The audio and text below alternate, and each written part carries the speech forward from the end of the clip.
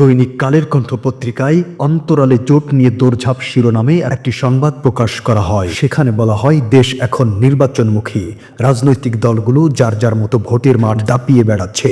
তারা ধর্ণা দিচ্ছে ভোটারদের কাছে। এর মধ্যে আসন্ন ত্রয়োদশ জাতীয় সংসদ নির্বাচনে পরিবর্তিত রাজনৈতিক প্রেক্ষাপটে নানা শর্ত জুড়ে দিয়েছে দুই একটি দল। উক্ত সংবাদে বিএনপি, জামায়াত, এনসিপি সহ বেশ কয়েকটি দল নিয়ে বিভিন্ন তথ্য উপস্থাপন করা হয়। বলা হয়, বিভিন্ন দলের জোট নিয়ে সমসাময়িক কিছু কথা। এক পর্যায়ে লেখা হয়, জামায়াত জোটবদ্ধ না হলেও বিএনপির কাছে কমপক্ষে 50টি আসনে ছাড় চায় বলে জানা গেছে। সেটি নিশ্চিত না হওয়ায় তারা নির্বাচনে না যাওয়ার হুমকি দিচ্ছে বলে নাম প্রকাশ না করার শর্তে বিএনপি ও জামায়াতের সূত্র জানিয়েছে।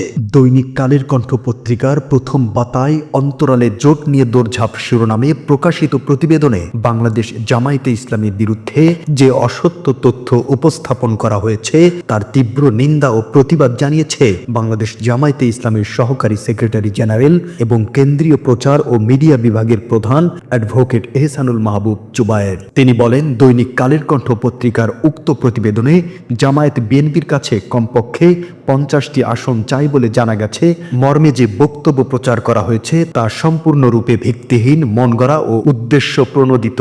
এই ধরনের আজগুবি তথ্য পরিবেশনের মাধ্যমে জনমনে বিভ্রান্তি সৃষ্টির অপচেষ্টা চালানো হয়েছে।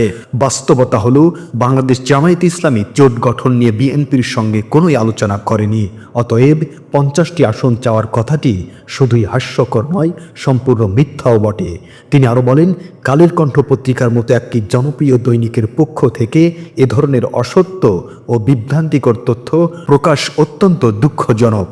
আমরা আশা করি কালের কণ্ঠ সংবাদ পরিবেশনের ক্ষেত্রে দায়িত্বশীলতা ও পেশাদারিত্ব বজায় রাখবে।